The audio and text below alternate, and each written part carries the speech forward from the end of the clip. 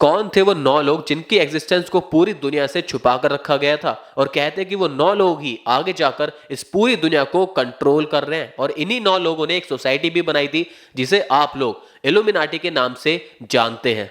लेकिन इसका कोई वैलिड प्रूफ या कोई लिंक अभी तक नहीं मिल पाया है। लेकिन इसका मतलब ये नहीं है कि इस 9 लोगों की मिस्ट्री पर पर्दा डाल दिया जाए, बल्कि ये 9 लोग इतने ज्यादा रहस्यमय और इतने ज्यादा पावरफुल थे कि ये आज के टाइम पर हमारी पूरी अर्थ को कंट्रोल करते हैं। और ऐसा माना जाता है कि ये 9 लोग वही 9 लोग हैं जिनको सम्राट अशोका ने 270 BC में बनाया था, जिनके बारे में केवल इंडियन हिस्ट्री और इंडियन बुक्स में ही नहीं बल्कि फॉरेन और ब्रिटिशर्स की हिस्ट्री में भी उनकी बुक्स में ये बात लिखी है। लुइस पैवेल और जैकिस बर्गर ने 1960 में लिखी अपनी एक book the morning of magician में भी बताया है कि the 9 unknown man were real and were founded by the king Ashoka. सबसे बड़ी मिस्ट्री जिससे पूरी दुनिया अनजान है, जो कि है द 9 अननोन मैन, जो कि छिपे रहकर इस पूरी दुनिया को कंट्रोल कर रहे हैं, जैसे कि इल्यूमिनाटी। इल्यूमिनाटी आज सबसे बड़ा टॉपिक बन चुका है, जो कि एक सीक्रेट सोसाइटी है जो कि पूरे वर्ल्ड को कंट्रोल कर रही है। लेकिन अगर मैं आपसे कहूं कि इंडिया में ही इल्यूमिनाटी की शुरुआत हुई थी, तो इल्यूमिनाटी एक सीक्रेट सोसाइटी है जो कि पूरे वर्ल्ड को कंट्रोल करती है। ठीक उसी तरह सम्राट अशोका ने भी 9 लोगों की एक सोसाइटी बनाई थी जो कि उनके पूरे साम्राज्य को इस पूरी दुनिया से छुपा कर रखे, बचा कर रखे, किसी के भी गलत हाथों में जाने से वो बचा सके। और ऐसा माना जाता है कि वो 9 लोग ही आगे जाकर इल्यूमिनाटी के मेंबर्स बने थे। इसके बारे में आगे बात करेंगे कि क्या उन 9 लोगों ने ही आगे जाकर इल्यूमिनाटी सोसाइटी बनाई थी। लेकिन फिलहाल हम बात करते हैं कि क्या वो 9 लोग, वो अनजान 9 लोग क्या सच में हैं जिनके बारे में इस पूरी दुनिया को अभी तक कुछ भी नहीं पता। पूरी दुनिया को 9 रहस्यमय लोगों के बारे में साल 1923 में टैबलेट मुंडी की एक बुक आई थी द 9 अननोन मैन्स के जरिए पता चला था, जिसमें उन्होंने बताया था कि जो 9 रहस्यमय लोग हैं वो असल में दुनिया में एग्जिस्ट करते हैं और वो पूरी की पूरी दुनिया को कंट्रोल भी कर रहे हैं। टैबलेट मुंडी ब्रिटिश पुलिस में एक मेंबर थे जिन्होंने 25 सालों तक भारत में रहकर ही काम करा था। उन्होंने अपनी बुक में बताया कि वो 9 लोगों के पास 9 अलग अलग किताबें थी जिसमें वो अलग अलग चीजों पर काम करते थे और वो हमेशा उस बुक को अपडेट करते रहते थे। वो 9 लोग कभी कभी लेकिन पूरी दुनिया के सबसे बुद्धिमान लोगों के सामने प्रकट होते थे और जितनी ज्यादा नॉलेज और इंफॉर्मेशन हो सके उसको कलेक्ट करके वो अपनी किताबों में अपडेट कर लेते थे। इन्होंने सोशल, पॉलिटिकल, इकोनॉमिकल और साइंटिफिक हर एरिया में अपनी पकड़ रखी, क्योंकि इन्हें पता है कि आगे जाकर हर एक इंसान इन्हीं सब एरियाज में कवर अप है, इन्हीं सब एरिया से घिरा हुआ है। तो अगर ये इन सबको कंट्रोल करेंगे तो देखा जाए तो इनडायरेक्टली ये हम सबको और पूरी अर्थ को भी कंट्रोल कर रहे हैं। अब बात आती है कि ये सोसाइटी आखिर बनी ही क्यों थी, ये 9 लोग आखिर इकट्ठा क्यों हुए थे। तो ये बात आती है जब सम्राट अशोका ने कलिंग वॉर के बाद ये देखा था कि वो बहुत ज्यादा मारकाट में पड़ चुके हैं, तो वो उससे दूर होना चाहते थे। तो उन्होंने ये सोचा कि अगर वो दूर हो गए तो उनके इतने बड़े साम्राज्य का क्या होगा, क्योंकि इतना बड़ा साम्राज्य किसी के अगर गलत हाथों में लग गया तो वो पूरी दुनिया पर बहुत ही बुरा कब्जा कर सकता है, पूरी दुनिया को तबाह भी कर सकता है। क्योंकि हमारे भारत में इतने सारे रहस्य थे, इतने सारी चीजें थी जो किसी के पास भी नहीं थी।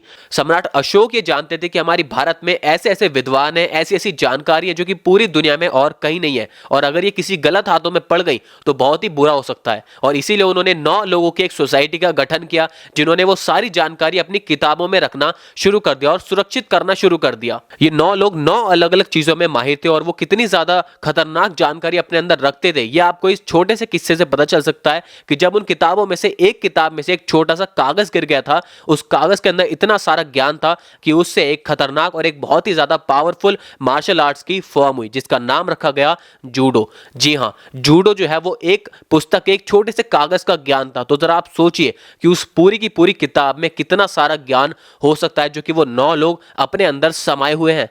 पहली किताब थी पॉलिटिकल यानी कि राजनीति। बताया जाता है कि इस बुक में जो जानकारी है वो हमारी आज की जो राजनीति है उससे कई सौ हजारों गुना बहुत ज्यादा एक्सट्रीम है। ऐसा माना जाता है कि इस बुक में जो जानकारी है उससे आप किसी भी देश की राजनीति को कंट्रोल कर सकते हो, उसके अंदर लागू कर सकते हो। मतलब कि इस बुक के अंदर जो जानकारी है ना राजनीति की, वो पूरी यूनिवर्सल है, आप पूरे ब्रह्मांड में उसे कंट्रोल कर सकते हो।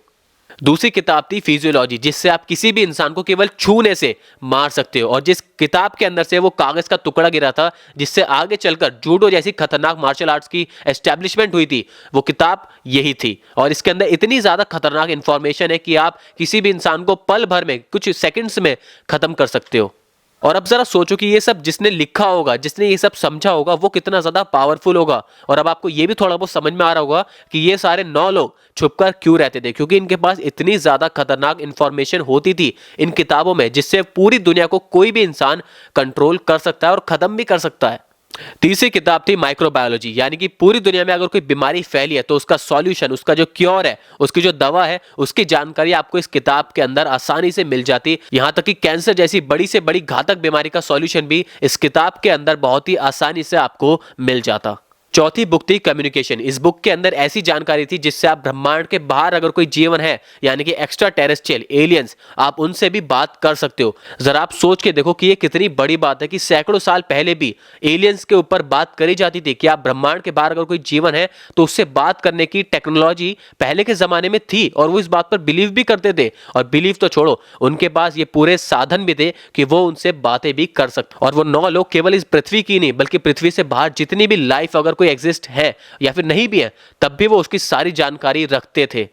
पांचवी बुक है ग्रेविटी के ऊपर। आप ये सुनकर शॉक हो जाओगे कि इस बुक के अंदर ग्रेविटी यानी कि गुरुत्वाकर्षण को कैसे काबू करा जा सकता है, उसके अगेंस्ट में क्या क्या करा जा सकता है, इसके बारे में भी इस बुक में लिखा है। यहां तक कि ग्रेविटी को मात देने वाली मशीन जो कि उड़ सकती है, जिसको आप आज के टाइम में एयरप्लेन्स जानते हैं, उसके बारे में, उसको बनाने की पूरी जानकारी इस किताब में आपको मिल सकती है। सैकड़ों साल पहले जब कोई एक साइकिल तक नहीं थी, उस समय पर इस बुक में फ्लाइंग मशीन के बारे में भी लिखा गया था। तो आप सोच सकते हो कि ये नॉलेज इनको कहां से मिली होगी और इन्होंने कहां से वो नॉलेज ढूंढी होगी। और ये सारी इंफॉर्मेशन कोई नॉर्मल इंसान ले ही नहीं सकता। ये सारी की सारी जो चीजें हैं वो किसी न किसी मिस्ट्रीज से जरूर जुड़ी हैं। और हो सकता है कि इतने साल पहले जो हमारी फ्लाइंग मशीन्स, जो हमारे एयरप्लेन्स बन चुके हैं, उनका सारा ज्ञान भी इन्हीं किताबों से लिया गया हो। क्योंकि आपने अगर कभी गौर किया हो तो जितने भी ये सारे विदेशी साइंटिस्ट होते हैं ये हमेशा भारत जाते हैं कुछ खोज करने, और जब ये भारत से वापस आते हैं तो ये पूरी दुनिया के सामने एक ऐसा अपना इन्वेंशन रख देते हैं जो कि पूरी दुनिया में फेमस हो जाता है।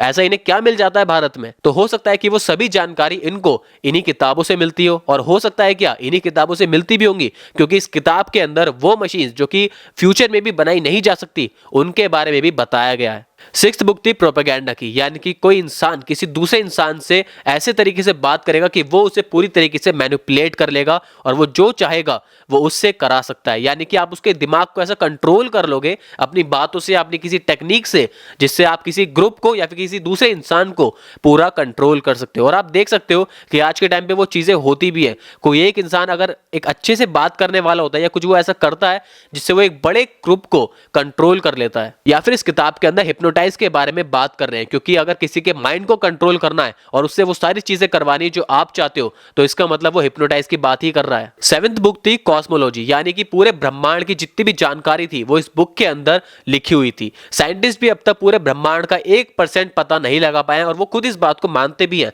और इस बुक के अंदर आज से सैकड़ों साल पहले वो सभी जानकारी ली गई है। अब आप जरा खुद सोचो कि आपको खुद थोड़ा बहुत समझ में आ रहा होगा कि ये बुक धीरे धीरे एक के बाद एक और भी ज्यादा रहस्यमय होती जा रही है और भी ज्यादा पावरफुल होती जा रही है। और अगर ये बुक किसी गलत इंसान के हाथों में पड़ गई तो वो पूरी दुनिया को भी झुका सकता है, क्योंकि इसके अंदर वो ताकत है। इन सारी किताबों की मदद से किसी भी इंसान को ज्यादा देर नहीं लग सकती इस पूरी दुनिया पर कब्जा करने में। और इसीलिए इन 9 लोगों ने ये सारी की सारी जानकारी अपनी इन किताबों में रखकर सुरक्षित करा, और तभी सम्राट अशोका ने इन सभी 9 लोगों को पूरी दुनिया से छुपा कर रखा था। 8th बुक थी एल्केमी, जो कि मेरे हिसाब से दूसरी सबसे खतरनाक बुक थी, क्योंकि इसके अंदर ऐसी जानकारी थी जिसे सुनकर आपको सच में थोड़ा बहुत शौक तो जरूर लगेगा। अगर आपके पास कोई मेटल है तो आप उस मेटल को ट्रांसफर कर सकते हो, उस मेटल को ट्रांसफॉर्म कर सकते हो गोल्ड के अंदर।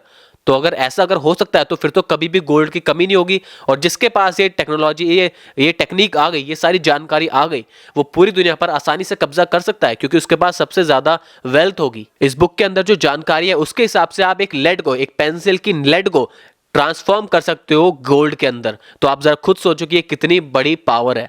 आखिरी बुक है लाइट, यानी कि लाइट की जो प्रॉपर्टीज होती है, लाइट की जो स्पीड होती है, रोशनी। आप जरा खुद सोचिए कि क्या आप लाइट से भी तेज कुछ इमेजिन कर सकते हैं? बिल्कुल नहीं। सबसे ज्यादा तेज स्पीड अगर कुछ मानी जाती है तो वो लाइट ईयर्स मानी जाती है। और लाइट को एक सबसे ज्यादा पावरफुल वेपन बनाने की भी जो टेक्नोलॉजी है, जो जानकारी है, वो इस किताब में मेंशन है। ये थी वो 9 मिस्टीरियस बुक जिन्हें अशोका के 9 अननोन मैंस अपने साथ रखते थे, और ऐसा माना जाता था कि ये 9 लोग अभी भी हैं और वो 9 किताबें भी अभी भी हैं। और जब दुनिया में कुछ भी प्रॉब्लम आती है तो ऐसा माना जाता है कि ये 9 लोग अपनी थोड़ी थोड़ी इंफॉर्मेशन को, थोड़ी जानकारी को लीक कर देते हैं ताकि पूरी दुनिया में जो प्रॉब्लम चल रही है उसका सॉल्यूशन उन्हें मिल सके।